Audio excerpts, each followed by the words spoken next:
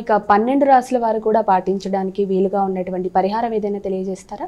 మేషరాశి నుంచి మీన రాశి వరకు 12 రాశుల వరకు కూడా ఈ రోజున ముఖ్యంగా తమ వ్యక్తిగత దైవాన్ని ప్రార్థించుకోవడంతో పాటుగా ఈ రోజున కృష్ణుడికి సంబంధించిన అలాగే గణపతికి సంబంధించిన శ్లోకాలు లాంటివి అష్టోత్తరాలు లాంటివి పఠించడం కానీ లేకపోతే వాటికి సంబంధించిన నామాలు చేసుకోవడం కానీ చాలా చాలా చక్కటి ఫలితాలు ఇస్తాయి. అవకాశం ఉన్నట్లయితే కృష్ణ మందిరాలకు కానీ లేకపోతే వినాయకుడికి సంబంధించిన దేవాలయాలకు సందర్శించడం కూడా చాలా వరకు మంచిది.